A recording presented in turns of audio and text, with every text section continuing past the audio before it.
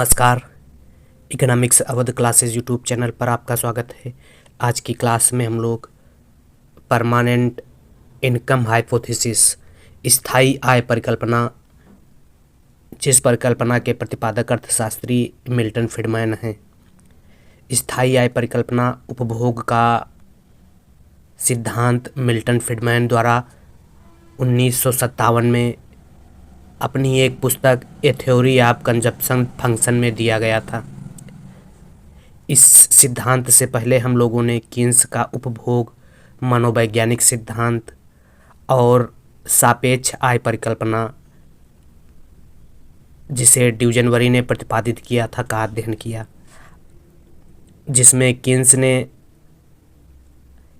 अपने सिद्धांत में बताया कि लोगों का उपभोग व्यवहार निरपेक्ष आय पर निर्भर करता है, जबकि ड्यूजनबरी ने अपने सिद्धांत में बताया या अपनी परिकल्पना में बताया कि लोगों का उपभोग व्यवहार जो है वह सापेक्ष आय पर निर्भर करता है।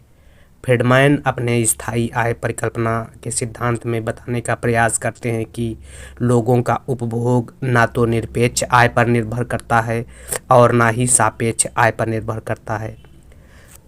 मिल्टन फ्रीडमैन ने अपना एक नया सिद्धांत प्रतिपादित किया, जिसमें उन्होंने बताया लोगों का उपभोग जो है वह स्थायी आय पर निर्भर करता है और स्थायी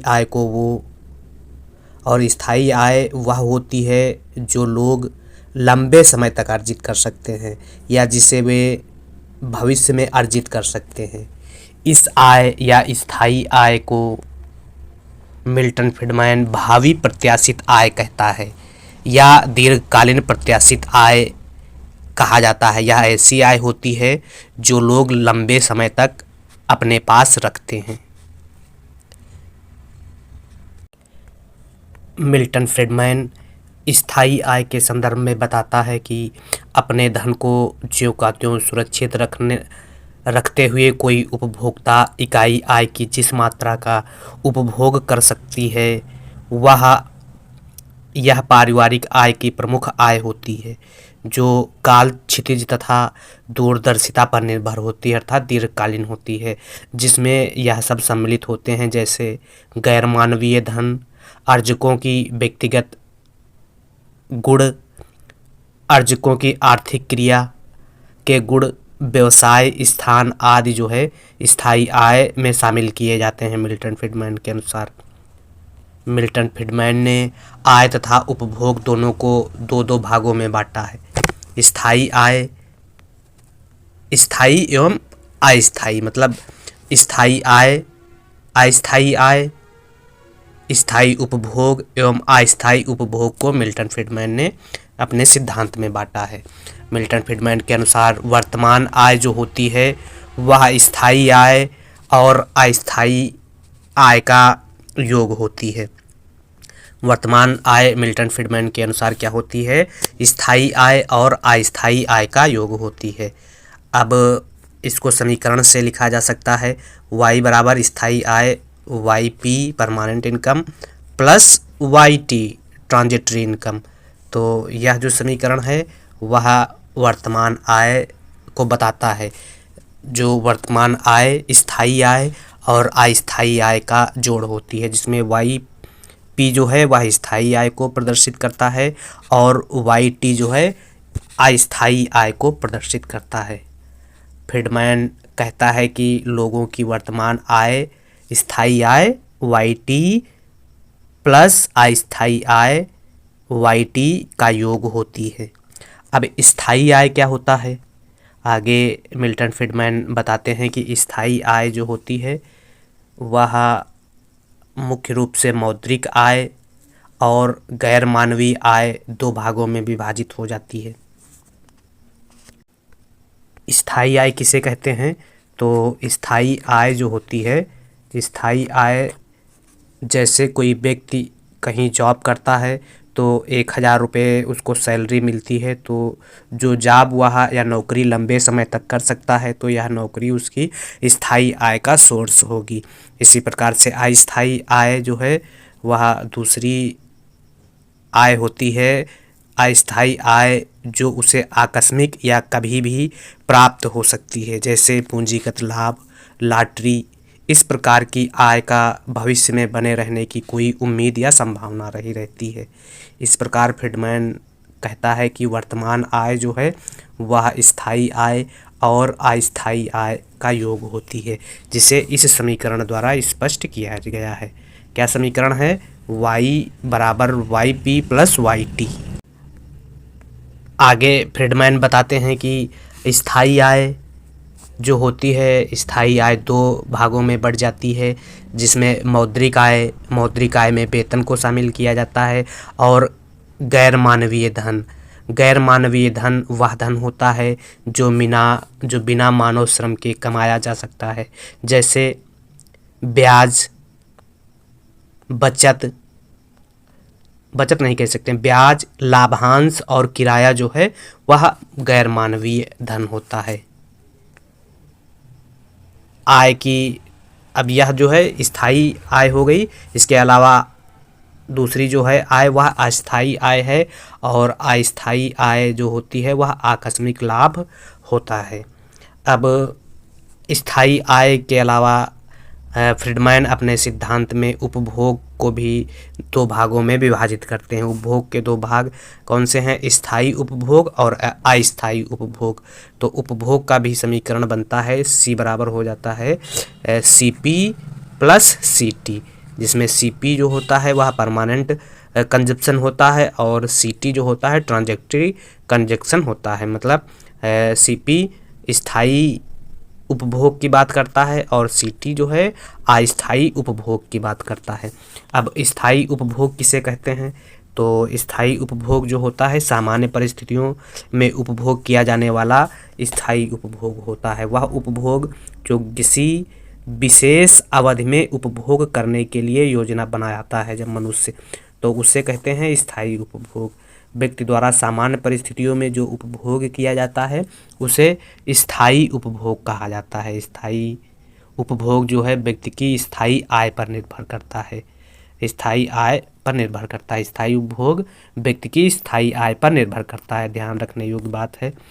और इस प्रकार कहा जा सकता है स्थायी आय एवं स्थायी उपभोग में सीधा संबंध होता है। मतलब सीपी और वाईपी में सीधा संबंध होता है, यानी जैसे जैसे स्थायी आय बढ़ती है वैसे वैसे स्थायी उपभोग भी बढ़ता है, और एक निश्चित अनुपात में बढ़ता है, जो एपीसी औसत उपभोग प्रवृत्ति द्वारा निर्धारित होता है। जैसा कि दीर्घकाल में एपीसी क्या होती है? स्थिर होती है। अब मान लेते हैं कि यदि एपीसी दीर्घकाल में एपीसी कितनी है? एपीसी बराबर 0.8 के बराबर है, तो इसका मतलब होगा कि लोग अपनी स्थायी आय का 80% भाग जो है स्थायी उपभोग पर खर्च करते हैं, और जैसे जैसे स्थायी आय बढ़ती है, बढ़ी हुई स्थायी आय का 80% भाग जो है स्थायी उपभोग पर खर्च किया जाता है। ऐसा जो है दीर्घकाल में एपीसी और एमपीसी के बराबर होने की वजह से होता है, बराबर या स्थिर होने की वजह से, या बराबर भी होता है और स्थिर होने की वजह से होता है। स्थायी आय एवं स्थायी आय में संबंध, स्थायी उपभोग में जो संबंध है वह स्थायी आय और स्थायी उपभोग और स्थायी आय में जो संबंध है वह इस समीकरण द्वारा व्यक्त किया जाता है। समीकरण CP बराबर K इंटू PY द्वारा व्यक्त किया जाता है। यह संबंध किसमें संबंध बताता है समीकरण? तो यह समीकरण CP स्थायी उपभोग और स्थायी आय में संबंध बताता है। अर्थात CP बराबर K इंटू PY अर्थात स्थायी उपभोग स्थायी आय पर निर्भर करता है। यह समीकरण बताता है कि स्थायी उपभोग स्थायी आय पर निर्भर करता है। मतलब CP K इंटू YP यह जो है स्थायी आय स्थायी उपभोग पर निर्भर करता है, और K एक स्थिरांक है जो बताता है APC MPC का मूल्य बराबर होता है। के क्या है? के जो है एक स्थिरांक है समीकरण में, जो APC और MPC के मूल्य को स्थिर बताता है।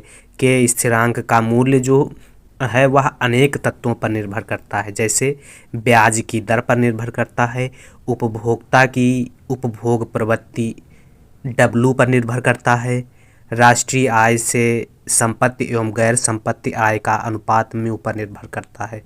तो इस प्रकार से CP बराबर हो जाएगा के ब्याज दर R, W उपभोक्ता की उपभोग प्रवृत्ति W और राष्ट्रीय आय से जो संपत्ति एवं गैर मानवीय धन है म्यू, और इस प्रकार से YP जो हो जाएगा, यह समीकरण हो जाएगा। यदि अर्थव्यवस्था में उपभोग की प्रवृत्ति जो है वह 0.8 है और आय जो है 1000 है, तो 1000 का 80% भाग जो है स्थायी उपभोग पर या स्थायी आय होगा। तो इस प्रकार से अब अगला जो है फ्रीडमैन के स्थायी आय परिकल्पना में वह है अस्थायी उपभोग। अस्थायी उपभोग क्या होता है? CT। तो अस्थायी उपभोग वह उपभोग होता है जो विशेष परिस्थितियों में खर्च किया जाता है। विशेष परिस्थितियों में खर्च करने का मतलब हुआ जैसे बीमारी या टूर पर जब पैसा खर्च किया जाता है उसे अस्थायी उपभोग कहा जाता है।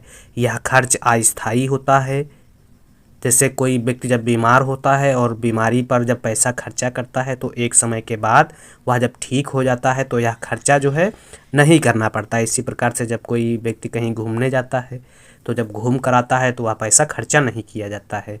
तो यह पैसा जो है एक बार खर्चा होता है, इसलिए इसे अस्थायी उपभोग कहा गया है। तो अस्थायी उपभोग वह होता है जो किसी विशेष परिस्थिति में खर्च किया जाता है, जैसे बीमारी या कहीं जब घूमने जाते हैं तो। और यह अस्थायी आय पर निर्भर नहीं करता है। स्थायी उपभोग जो होता है वह स्थायी आय पर निर्भर नहीं करता है। पीछे हम लोग पढ़ चुके हैं कि फ्रीडमैन कहते हैं कि स्थायी उपभोग जो होता है स्थायी आय पर निर्भर करता है, लेकिन अस्थायी उपभोग जो होता है वह आय पर निर्भर नहीं करता है, यह फ्रीडमैन कहते हैं। पीछे हम लोग क्या पढ़े हैं कि स्थायी उपभोग स्थायी आय पर निर्भर करता है, लेकिन अस्थायी आय अस्थायी उपभोग पर निर्भर नहीं करती है। यह ध्यान रखने वाली बात है। अब अस्थायी उपभोग अस्थायी आय पर निर्भर नहीं करती है, ठीक। अब इसके अलावा स्थायी उपभोग स्थायी आय पर निर्भर करता है। इसका मतलब ये नहीं है कि अस्थायी उपभोग अस्थायी आय पर निर्भर करता है। अब स्थायी उपभोग किसे कहते हैं? तो स्थायी उपभोग जो होता है किसी व्यक्ति की स्थायी आय जो है वह दो बातों पर निर्भर करती है, पीछे हम लोग देख चुके हैं। मौद्रिक आय वेतन जिसमें शामिल किया गया है, और गैर मानवीय धन जिसमें ब्याज लाभांश और किराया को शामिल किया गया है। तो स्थायी आय जो होती है वह उसमें दो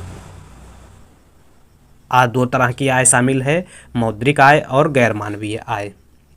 अब स्थायी आय का जो समीकरण है वह YPT बराबर AYT plus 1 minus AYT minus 1 है, जिसमें YPT जो है वर्तमान में स्थायी आय कितनी है यह बताता है। YPT जो है वह YPT क्या बताता है? YPT जो है वर्तमान में कितनी स्थायी आय है इसके बारे में बताता है। और YT क्या बता रहा है? YT जो है वह वर्तमान समय की आय को बता रहा है, और YT-1 जो है यह पिछली अवधि की आय को बताता है।